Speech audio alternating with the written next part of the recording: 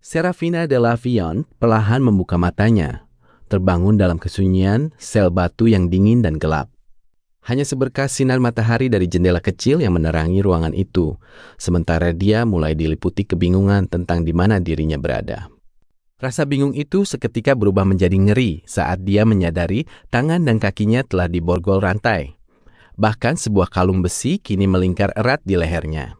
Serafina pun hanya bisa tertunduk lemas. Dia sadar sepenuhnya bahwa dirinya kini telah menjadi tawanan perang setelah kalah telak dari bangsa barbar. Semua kehancuran ini bermula di wilayah barbar pada tahun 1342, tepat ketika pertempuran besar sedang berkecamuk hebat di sebuah lembah. Di sana, pasukan satria berbaju zirah perak tampak mulai kewalahan menahan gempuran brutal prajurit barbar yang tak henti-hentinya menerjang barisan mereka. Melihat situasi yang kian mendesak, Kapten Brigade Senapan segera memerintahkan pasukannya untuk bersiap dan melepaskan tembakan demi menghalau laju musuh. Meskipun Letnan Satria melaporkan bahwa pertahanan mereka sudah hancur, Serafina memintanya tetap tenang demi menjaga harga diri Ksatria Ekspedisi Timur Ildoren. Dia pun memerintahkan pasukannya untuk mundur perlahan, sementara dirinya sendiri terus berdiri di depan, mengayunkan pedang demi menangkis setiap serangan yang datang. Sambil menatap banyaknya rekan yang gugur, Serafina bertekad untuk memastikan sebanyak mungkin prajuritnya yang tersisa bisa pulang dengan selamat dari peperangan ini. Namun tiba-tiba, harapan itu terancam saat sosok barbar raksasa bernama Feor muncul dan langsung mengoyak barisan ksatria hanya dengan sekali tebasan pedang besarnya. Merasa bosan karena hanya bertarung melawan prajurit biasa, Feor pun langsung menunjuk Serafina untuk menjadi target duel tunggalnya. Sadar bahwa monster sekuat itu tidak boleh dibiarkan terus mengamuk, Serafina akhirnya memutuskan untuk menerima tantangan duel maut dari Feor. Setelah menitipkan pesan terakhir untuk saudaranya, Serafina langsung menerjang maju dengan berani demi melindungi sisa pasukannya yang masih bertahan. Dia melompat tinggi dan menghantamkan pedangnya ke senjata raksasa milik Feor, menciptakan benturan logam yang sangat keras hingga memicu percikan api. Pedang Serafina mulai memancarkan cahaya biru saat dia mengerahkan seluruh tenaga untuk menahan tekanan luar biasa dari serangan brutal Feor. Kedua petarung ini terus saling bertukar serangan dengan sengit, hingga akhirnya sebuah kilatan cahaya yang sangat terang menutupi seluruh pandangan. Saat cahaya meredup, Serafina tampak berlutut dengan pedang yang sudah patah, lalu dengan pasrah meminta Feor untuk segera menghabisi nyawanya.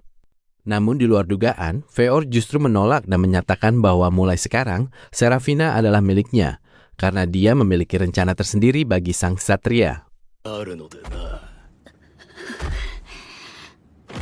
Kembali ke masa sekarang, di dalam sel, Serafina mulai menangis ketakutan saat membayangkan dirinya akan dijadikan budak pekerja atau disiksa demi informasi. Tubuhnya pun semakin gemetar hebat saat teringat ucapan Feor sebelumnya. Dia sangat takut jika keberadaannya di sini hanya akan berakhir sebagai bahan pemuas nafsu belaka. Serafina berteriak frustrasi dalam kondisi terikat. Ia merasa sangat terhina karena kini harus mendekam di sel yang gelap dan dingin, diperlakukan layaknya seekor binatang. Di tengah kehinaan itu, pikirannya melayang kembali ke medan perang. Ia teringat akan pasukannya yang kemungkinan besar telah hancur berkeping-keping karena tidak sempat melakukan penarikan mundur yang terorganisir. Sambil terus meratapi nasib mereka, Serafina memukul dinding sel menggunakan kedua tangannya yang terborgol. Ia tak bisa berhenti membayangkan para prajuritnya yang mungkin sekarang sedang tewas atau terlunta-lunta di alam liar akibat kegagalannya. Rasa bersalah itu pun kian menyelimutinya saat ia membayangkan rakyat di ibu kota akan menderita kelaparan jika wilayah timur gagal dikuasai sepenuhnya dari kaum barbar. Alhasil, sambil berlutut di tengah penjara, Serafina menangis pilu karena merasa telah gagal menjalankan tugas sucinya sebagai bangsawan untuk melindungi kesejahteraan rakyatnya. Namun, momen keputusasaannya terganggu saat seorang gadis bernama Cersei masuk ke dalam sel membawa sebuah keranjang. Serafina pun seketika waspada begitu melihat berbagai peralatan yang tergantung di ikat pinggang Cersei. Serafina meyakini bahwa dirinya akan segera disiksa untuk mendapatkan informasi militer. Tetapi tanpa disangka, Cersei menjelaskan bahwa tugasnya hanyalah menyiapkan tawanan ini agar tampil sesuai dengan keinginan tuannya. Untuk memulai persiapan itu, Cersei mengencangkan rantai Serafina ke dinding. Hal itu dilakukan agar sang tawanan tidak bisa banyak bergerak atau melakukan perlawanan selama proses berlangsung. Meski sekarang tubuhnya dirantai dengan ketat, Serafina bersumpah dalam hati bahwa ia tidak akan pernah menyerah ataupun tunduk pada penyiksaan seberat apapun. Sementara itu di luar sel, sosok raksasa bernama Feor tampak tersenyum lebar. Ia sudah tidak sabar untuk segera melihat kembali harta karun berharga yang menjadi hasil jarahannya. Kembali ke dalam sel, Serafina justru merasa kebingungan karena alih-alih disakiti, Cersei mulai mengusap tubuhnya menggunakan kain basah untuk membersihkan sisa noda darah dan debu. Sambil terus bekerja, Cersei bercerita bahwa awalnya ia mengira akan menghadapi wanita ksatria yang kasar, tetapi ternyata fisik Serafina terlihat sangat cantik dan feminin. Mendengar pujian itu, Serafina justru merasa terhina. Ia menegaskan dengan nada marah bahwa seorang ksatria sejati sama sekali tidak membutuhkan kecantikan atau sisi feminin dalam hidupnya. Suasana mendadak menjadi tegang kembali saat Cersei mengeluarkan pisau kecil dan alat penjepit. Serafina pun meyakini bahwa sesi penyiksaan yang sebenarnya baru saja akan dimulai. Ketakutan memuncak, Serafina memejamkan mata rapat-rapat dan berteriak keras. Ia bersiap menerima rasa sakit yang hebat saat tangan Cersei mulai terulur ke arah wajahnya. Namun dugaannya salah besar. Cersei justru mendandani rambutnya dengan pita biru dan memakaikannya sebuah gaun bulu mewah yang terlihat sangat elegan. Serafina benar-benar merasa bingung dengan situasi aneh ini. Terlebih lagi gaun yang ia kenakan kini tercium sangat harum berkat penggunaan minyak aromatik yang mahal. Saat Cersei merasa puas melihat hasil kerjanya, Serafina masih saja bertanya-tanya ritual macam apa yang sebenarnya sedang dilakukan oleh kaum barbar ini terhadap dirinya. Tiba-tiba dinding sel bergetar hebat karena sebuah teriakan yang sangat keras. Serafina menyadari bahwa suara itu bukanlah petir, melainkan tanda kedatangan sang pemimpin kaum barbar. Tidak lama kemudian, Feor muncul di ambang pintu sel. Sosok raksasa itu langsung berdiri terpaku dan terpukau melihat perubahan Serafina yang sekarang terlihat begitu menawan. Akhirnya, Feor melangkah mendekat sambil terus menatap tawanannya dengan pandangan yang intens, menandai pertemuan kembali mereka dalam suasana yang sudah jauh berbeda. Di dalam sel, Feor akhirnya resmi memperkenalkan jati dirinya di hadapan Serafina sebagai pewaris kepala suku besar Uldin bermata satu yang bergelar Thundering Voice Feor. Saat melihat pria itu dari jarak sedekat ini, Serafina baru menyadari betapa masifnya tubuh Feor. Begitu menatap mata emas dengan pupil vertikal tersebut, ia semakin yakin bahwa sosok di depannya bukanlah manusia biasa. Aura intimidasi itu mendadak mengingatkan Serafina pada cerita lama kakeknya soal ekspedisi ke wilayah timur tentang sosok masked ritualist yang gemar melakukan pengorbanan manusia di atas altar. Meski nyalinya menciut hingga berkeringat dingin, Serafina tetap berusaha menjaga martabatnya. Dengan sisa keberaniannya, ia menegaskan identitasnya sebagai putri bangsawan Lavilan sekaligus komandan pasukan ekspedisi yang tidak akan menyerah begitu saja. Namun, alih-alih dijadikan kurban, Serafina justru dibuat bingung karena Feor malah memanggilnya dengan nama akrab. Pria besar itu bahkan tampak tidak mengerti sama sekali soal ritual pengorbanan yang sedang Serafina takuti. Tanpa basa-basi lagi, Feor melangkah mendekat dan menyatakan tujuan sebenarnya membawa Serafina ke sana, yaitu untuk menjadikannya sebagai calon pengantin. Mendengar pengakuan gila tersebut, wajah Serafina langsung memerah karena syok. Ia masih enggan percaya dan mengira Feor hanya sedang menipunya agar ia lengah sebelum ritual mengerikan itu benar-benar dimulai. Tetapi Feor segera menjelaskan bahwa klannya memang memiliki tradisi turun-temurun untuk mengambil ksatria wanita dari pihak musuh untuk dijadikan sebagai istri sah mereka. Serafina menganggap logika itu benar-benar gila. Namun Feor justru mengingatkan kembali bahwa sebelumnya Serafina sendiri yang bilang sudah pasrah mau diapakan saja setelah ia tertangkap. Ternyata Feor sudah jatuh hati sejak mereka beradu pedang di medan perang, karena ia bisa merasakan ketulusan yang luar biasa dari setiap serangan yang dilepaskan oleh Serafina. Sambil berjanji akan mengajaknya bicara lagi nanti, Feor pun beranjak keluar, meninggalkan Serafina yang masih mematung karena malu tepat saat jeruji besi sel tersebut menutup rapat. Kisah ini sendiri bermula 7 tahun lalu di kerajaan Ildoren, saat Sidious de Lavilan menunjuk Serafina sebagai kapten ekspedisi timur demi membawa kembali kejayaan bagi nama besar keluarga mereka. Di sela-sela tugas militer tersebut, Sidious juga memberikan sebuah undangan pesta dari Countess Ildal dan meminta Serafina hadir sebagai putri bangsawan, meskipun Serafina sendiri terlihat sangat tertekan dengan permintaan itu. Sementara rakyat di sekitar kota sedang kesulitan dan kelaparan, kereta kuda mewah milik keluarga Lavilam tetap melintas menuju kediaman bangsawan, sambil diam-diam dipantau oleh sosok misterius. Sesampainya di lokasi pesta, Serafina akhirnya turun dengan mengenakan gaun pink yang megah. Namun gerak-geriknya menunjukkan bahwa ia sebenarnya merasa sangat risih menjadi pusat perhatian di sana. Di tengah kemegahan pesta, suasana justru terasa hambar karena para tamu sibuk mengeluhkan kualitas makanan yang memburuk akibat perang yang tak kunjung usai. Tak jauh dari sana, Serafina berdiri terasing.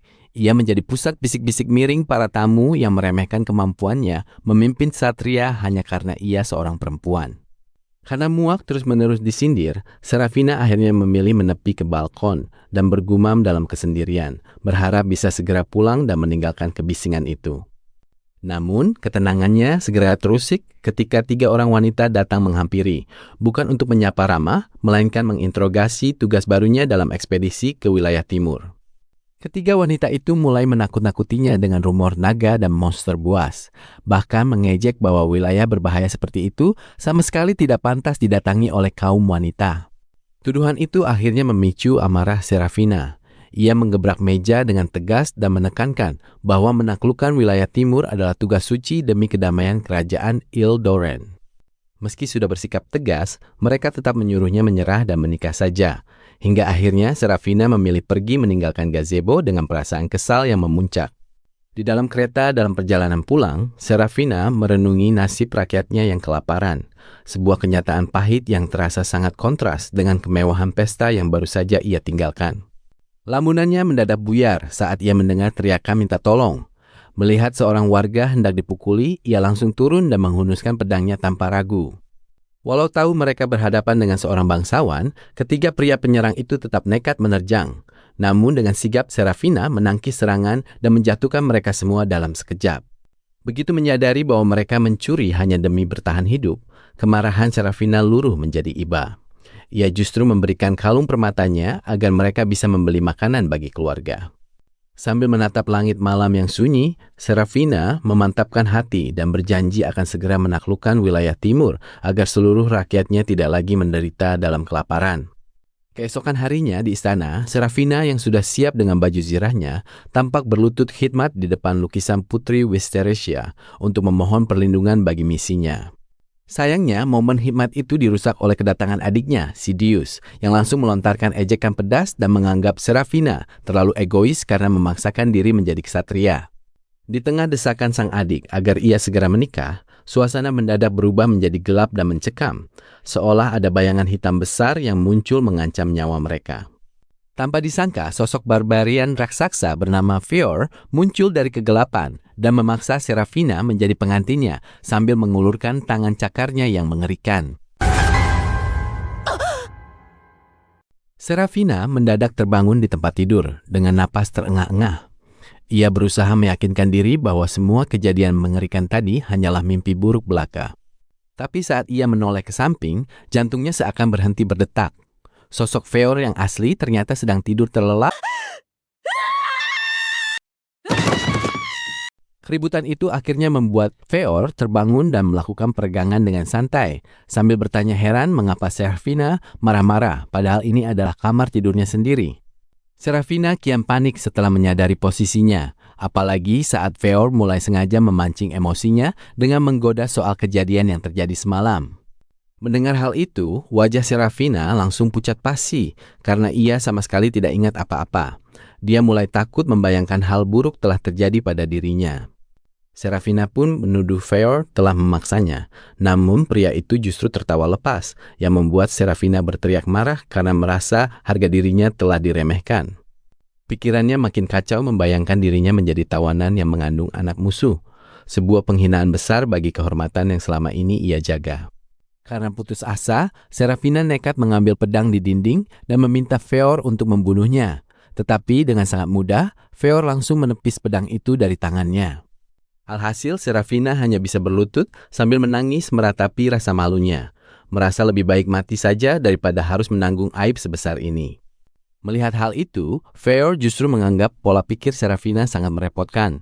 Dia tidak habis pikir kenapa rasa malu saja bisa membuat seseorang ingin mengakhiri hidupnya. Tiba-tiba suasana yang tegang itu pecah saat seorang asisten perempuan masuk membawakan pakaian kering sambil menjelaskan bahwa kemarin Serafina sempat muntah dan pingsan karena overdosis obat tidur. Ternyata kejadian semalam yang dimaksud Feor hanyalah soal Serafina yang pingsan setelah diberi racun kelumpuhan sebagai obat untuk menyembuhkan luka-lukanya. Seketika wajah Serafina memerah karena malu sudah salah paham. Sementara Feor yang sedang berpakaian menegaskan kalau dia tidak mau calon istrinya mati konyol begitu saja. Meski masih kesal karena terus digoda, Serafina hanya bisa menuntut pedangnya dikembalikan untuk menghajar Feor, yang justru disambut tawa pria itu sambil menyuruhnya segera tenang agar bisa sarapan. Setelah mereka pergi, Serafina menghela napas panjang untuk menenangkan diri, walau ia masih sulit menerima kenyataan bahwa kini dirinya harus ditampung oleh Feor. Di tengah kesendiriannya, ia pun teringat pesan kakeknya dulu yang sempat berujar kalau Serafina mungkin akan jauh lebih bahagia jika saja ia terlahir sebagai laki-laki. Bahkan kakak laki-lakinya juga pernah memintanya berhenti menjadi prajurit untuk segera menikah, karena yakin sembilah pedang tidak akan bisa mengubah kebijakan politik. Namun Serafina kembali teringat pujian Feor soal teknik pedangnya. Ia merasa aneh karena justru sosok barbar seperti Feor yang menginginkannya tetap menjadi dirinya sendiri. Serafina akhirnya melangkah keluar kamar untuk sarapan. Meski statusnya kini hanya sebagai tawanan, dia merasa harus tetap kuat karena sudah terbiasa dengan kerasnya ransum militer yang hambar. Serafina melangkah masuk sambil terus bergumam untuk menjaga kehormatan klan Lavilan, mencoba menegaskan harga dirinya meski kini ia hanya berstatus sebagai seorang tawanan. Namun, resolusinya langsung goyah saat melihat Feor dan Cersei di sana sedang asik memanggang bongkahan daging besar yang sangat menggoda. Serafina bahkan sampai meneteskan air liur melihat lemak daging tersebut, sebab di tanah airnya yang gersang, hidangan semewah ini adalah sesuatu yang mustahil untuk ditemukan. Melihat hal itu, Feor memotongkan satu porsi besar yang menurutnya pas, walau bagi Serafina, ukuran daging itu terlihat jauh melampaui kapasitas perutnya sendiri.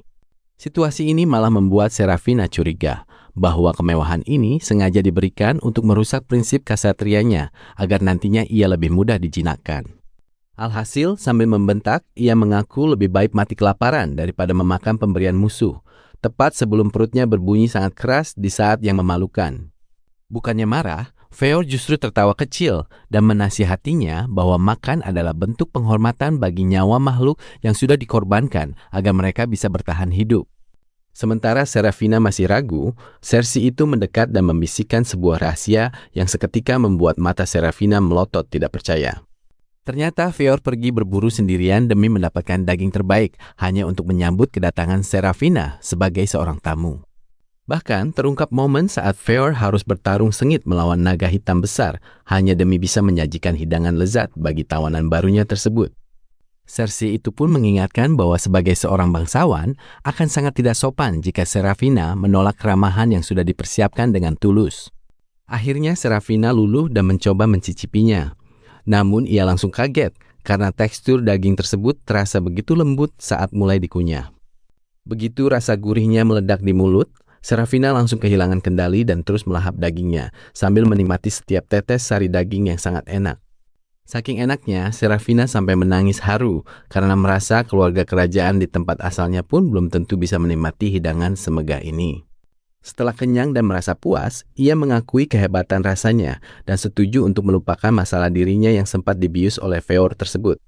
Dengan wajah penasaran, Serafina pun bertanya sebenarnya itu daging apa, yang kemudian dijawab oleh Feor dengan menyarankannya melihat sendiri ke arah jendela. Seketika, Serafina gemetar ketakutan saat melihat bangkai naga hitam besar ternyata sedang dikuliti oleh orang-orang di halaman belakang rumah tersebut. Barulah ia sadar bahwa yang ia makan adalah daging naga hitam, makhluk legendaris barat yang dipercaya memiliki napas api dan daging yang beracun. Meskipun sempat syok mengetahui faktanya, nafsu makan Serafina nyatanya tidak berkurang sama sekali, dan ia tetap lanjut melahap sisa dagingnya hingga mangkuk itu benar-benar kosong. Setelah urusan makan selesai, Feor kemudian mengajaknya pergi ke arah pegunungan, karena ada sesuatu yang menarik yang ingin ia tunjukkan. Namun Serafina tetap waspada dan mengaku belum bisa percaya sepenuhnya, mengingat statusnya yang baru 2 hari menjadi seorang tawanan perang.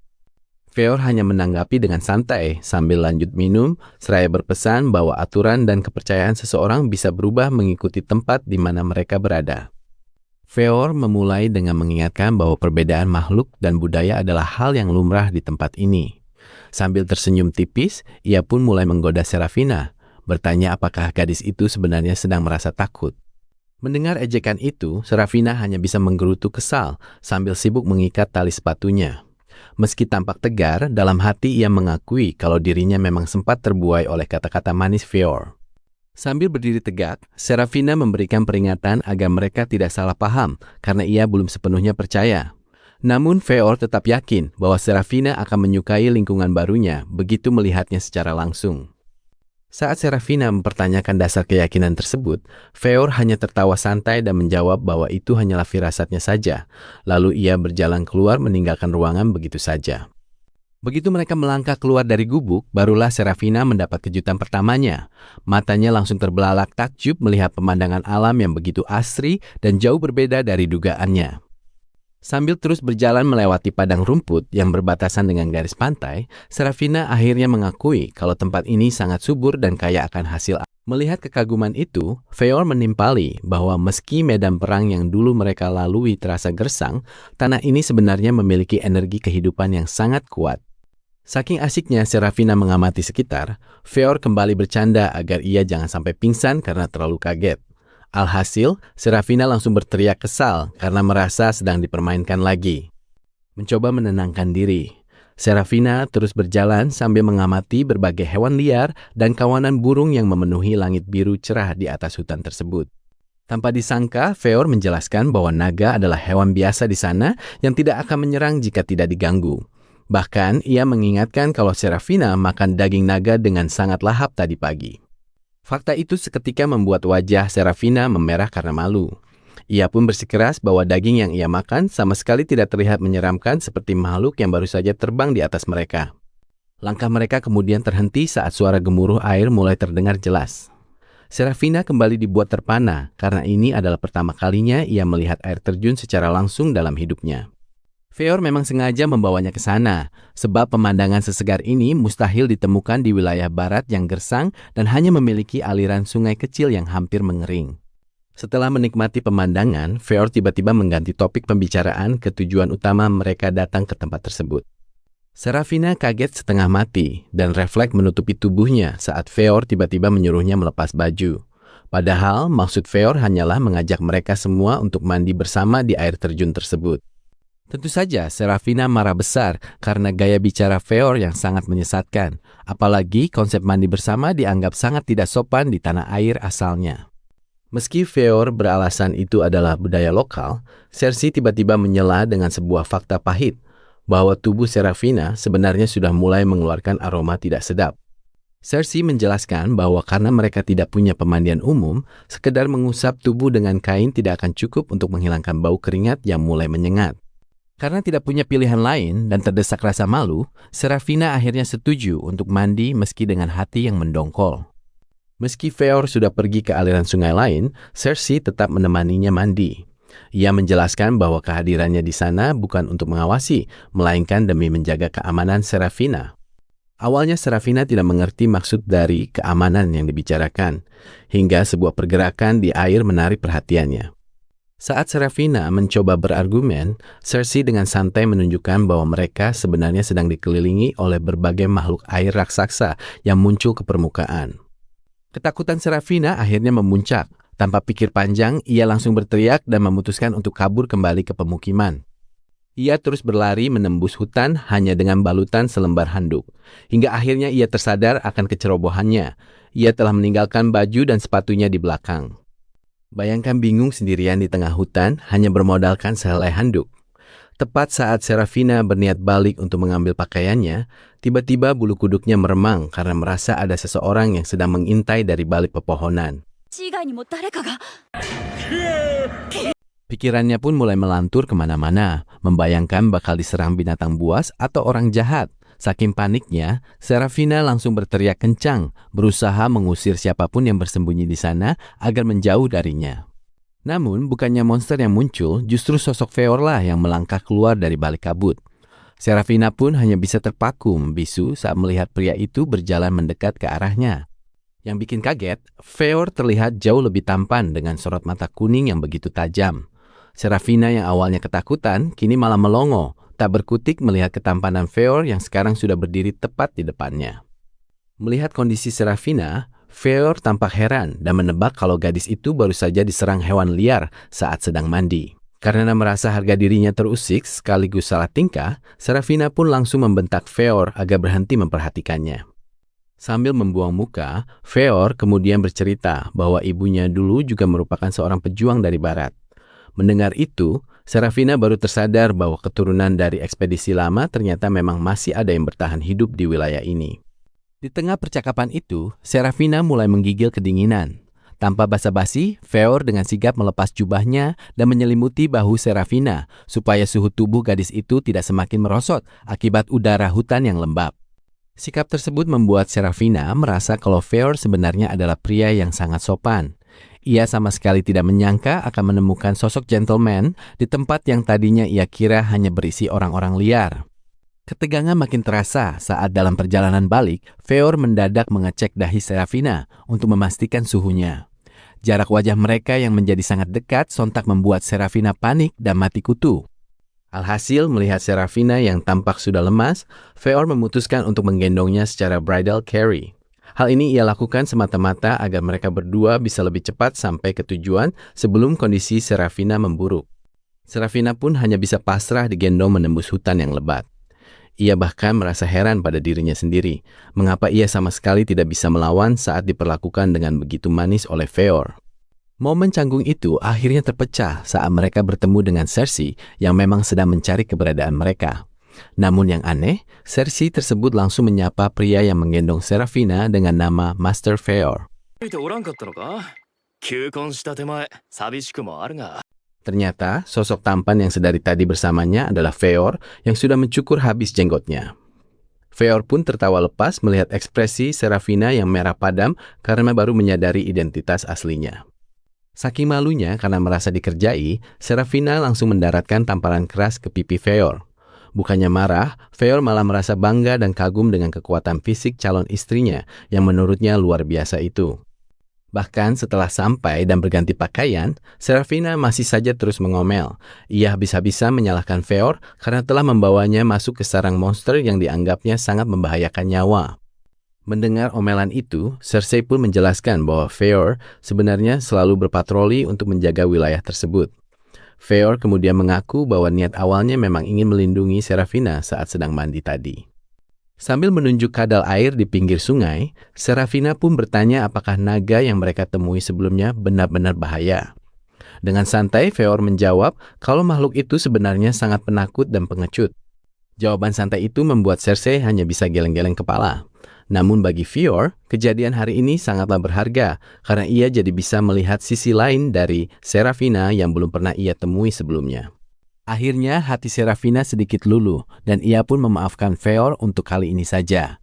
Meski begitu, ia tetap memberi ancaman tegas bahwa kejadian memalukan serupa tidak boleh terulang lagi di masa depan.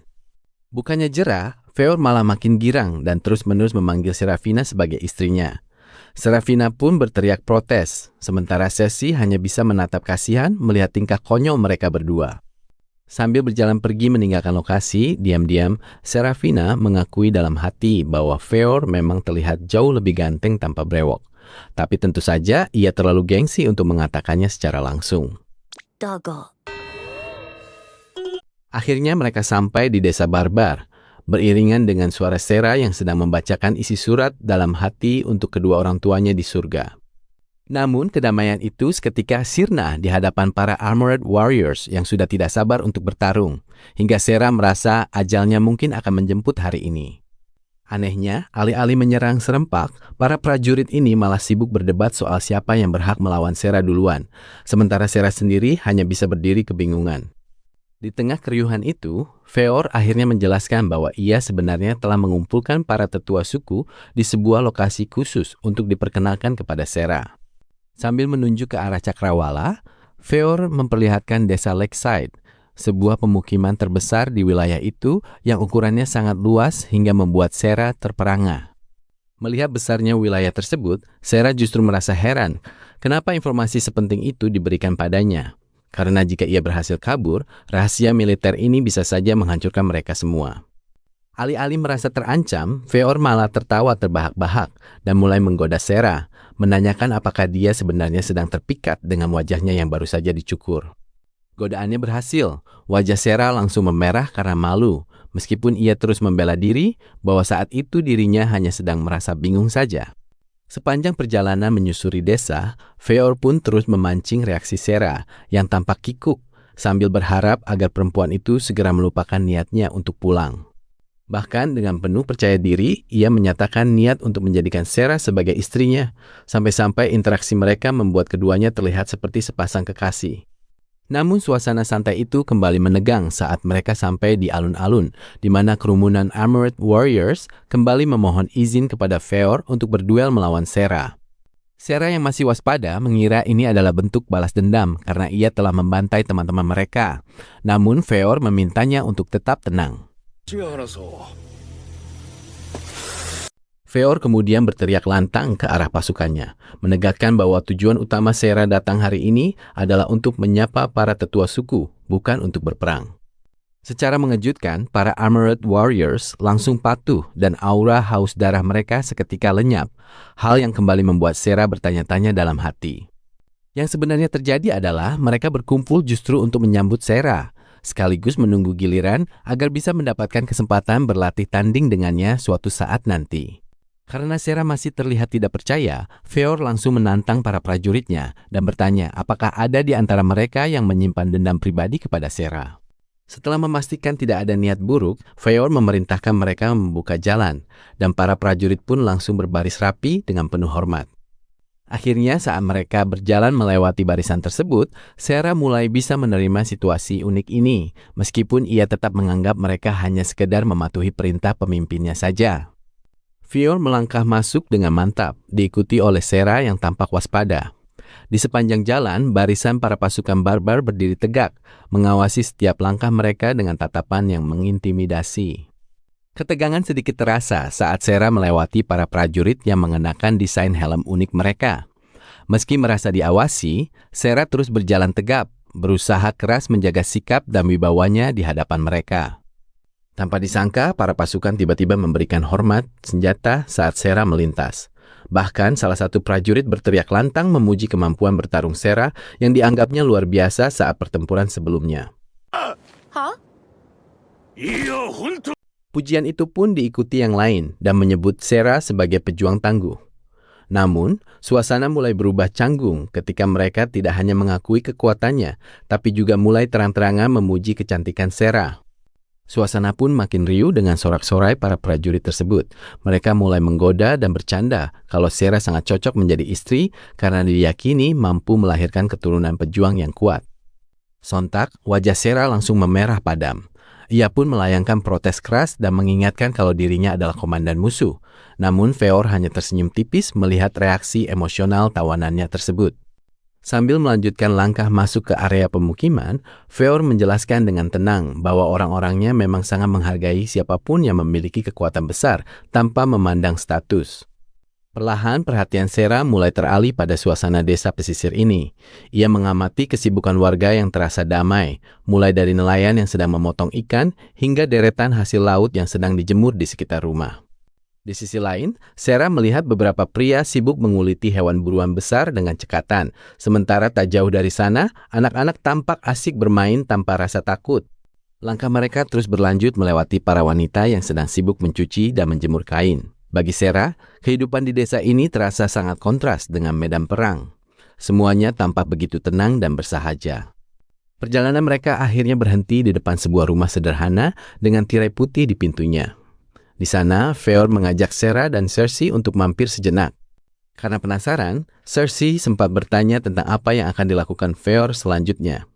Ia pun menjawab bahwa ia harus pergi sebentar untuk membicarakan urusan penting dengan para tetua desa. Sebelum melangkah pergi, Feor memanggil penghuni rumah tersebut. Tak lama kemudian, seorang wanita yang disebut Yuva keluar dari balik tirai untuk menyambut kedatangan mereka. Begitu Yuva muncul menyapa, tanpa basa-basi, Feor langsung memperkenalkan Sarah sebagai wanita yang nantinya akan menjadi istrinya. Mendengar kabar tersebut, Yuva menyambutnya dengan gembira. Ia pun mendekat untuk memandangi wajah Sarah dari dekat sambil terus melontarkan pujian atas kecantikannya yang menawan. Bahkan ia sempat memegang pinggang Sera untuk memastikan ketangguhan fisiknya. Perlakuan yang begitu akrab dan mendadak ini tentu saja membuat ksatria wanita itu merasa sangat malu dan salah tingkah. Meski sempat melayangkan protes, Sera akhirnya ditarik masuk ke dalam rumah. Di dalam ruangan, wajahnya masih tampak memerah akibat perlakuan hangat namun memalukan dari sang Yuva tadi. Mereka semua kemudian duduk santai melingkari perapian yang hangat. Di momen ini, sang Yuva pun meminta maaf dengan tulus jika sikapnya tadi membuat Sera merasa kurang nyaman. Obrolan mereka berlanjut di tengah kepulan uap dari ketel besi yang tergantung di atas api. Meski suasana mulai mencair, Sera tetap berusaha menjaga sikap formalnya sebagai seorang satria. Melihat tamunya, Yuva berniat membuatkan teh herbal yang menyegarkan.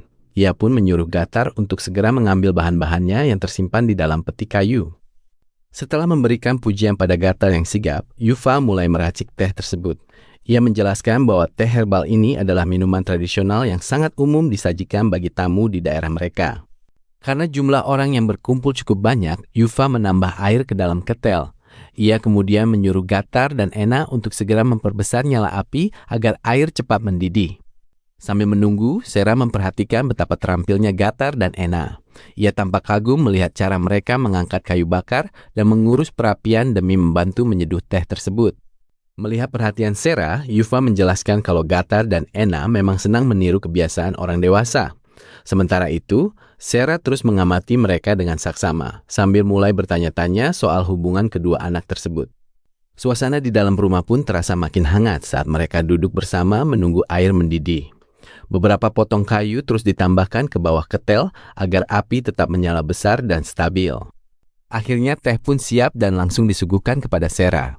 Begitu mencicipinya, Sera sempat terkejut karena ternyata rasa teh herbal desa ini jauh melampaui dugaannya.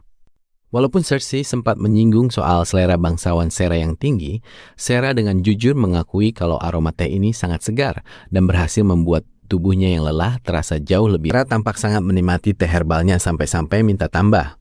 Namun, di balik kehangatan cangkir kayu itu, dia mulai merasa penasaran dengan kehidupan ganjil di desa tersebut. Saking penasarannya, Sera bertanya mengapa mereka tinggal bersama di rumah komunal, padahal tidak terlihat punya hubungan darah. Dia bahkan menduga apakah suami-suami mereka adalah para prajurit yang berjaga di luar.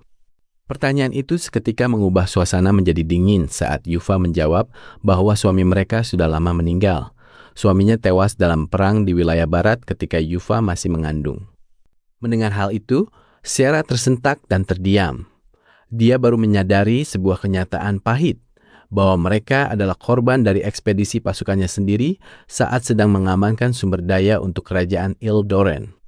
Awalnya, Sera berusaha bersikap tidak peduli karena menganggap itu hanyalah resiko perang. Namun, saat melihat senyum lebar anak kecil di hadapannya, perasaan bersalah mulai menggerogoti hatinya.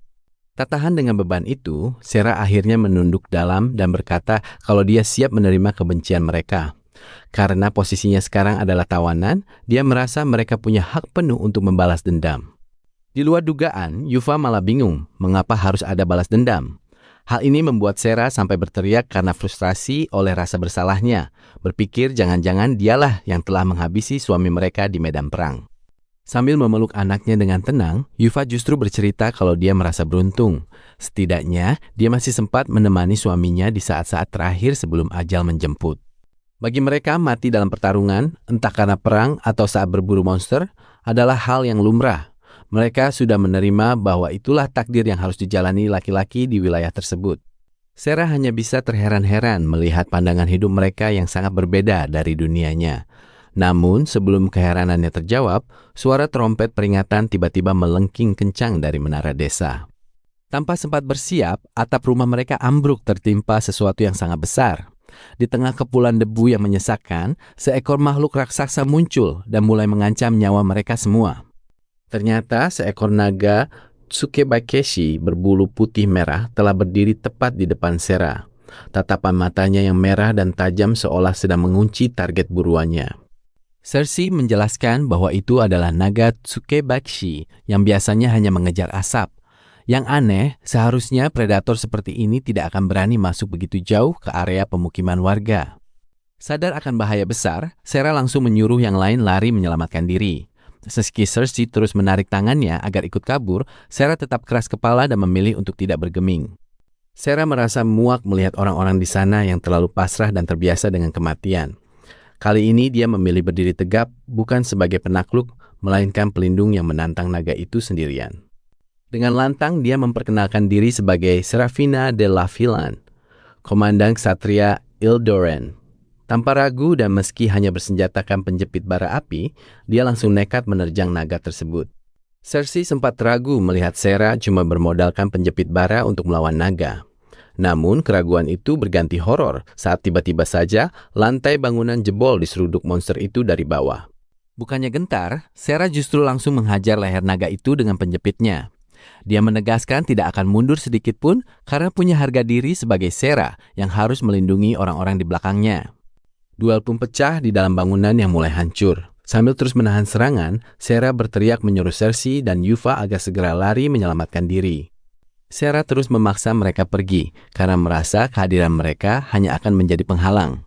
Akhirnya sambil menangis, Cersei pun terpaksa lari sambil berteriak akan menertawakan Sarah kalau sampai dia berani mati. Sementara itu di luar bangunan, para prajurit bergerak cepat. Mereka menggunakan tali tambang untuk menjerat dan menarik paksa naga-naga lain yang sedang menyerang desa. Di tengah kekacauan itu, Feor melompat tinggi dan menebas monster di hadapannya sampai tidak berkutik. Serangannya begitu kuat hingga membuat debu berterbangan di mana-mana. Setelah area tersebut aman, Feor menginstruksikan pasukannya untuk memprioritaskan keselamatan warga. Dalam hati, dia merasa yakin kalau Sarah pasti baik-baik saja karena sedang bersama Cersei. Namun keyakinan itu goyah saat Feor mencari satu monster yang masih tersisa. Tiba-tiba Cersei datang seorang diri sambil menangis, meminta tolong padanya untuk menyelamatkan Sarah yang tertinggal. Begitu tahu Sarah sengaja menjadi umpan supaya warga bisa kabur, Feor langsung melesat secepat kilat. Kecepatannya bahkan meninggalkan kepulan debu yang panjang di sepanjang jalan desa. Di sisi lain, Sarah yang sudah kelelahan terus dikejar naga sampai ke jalanan terbuka. Sayangnya, kecepatan lari monster itu masih jauh di atas Sarah yang sudah terengah-engah. Kondisinya semakin kritis saat tangan Sarah mulai gemetar hebat karena tenaganya terkuras habis. Alhasil, naga itu berhasil menyerang balik dan memukul lepas penjepit bara dari tangan Sarah. Meski kini terpojok di gang buntu tanpa senjata utama, Sarah tetap nekat mencabut pisau kecilnya. Dia bahkan sempat membatin betapa cerdiknya monster yang ada di depannya ini. Sambil mengingat kembali senyum tulus para penduduk desa, Sarah memantapkan hatinya. Dia merasa sudah cukup jika memang harus mati terhormat demi menjalankan tugasnya sebagai ksatria. Tepat sebelum naga itu menerjang, Feor muncul secara tiba-tiba dan menyuruh Sarah menutup telinga. Dia mengeluarkan raungan maut disusul tebasan pedang ganda yang sangat cepat.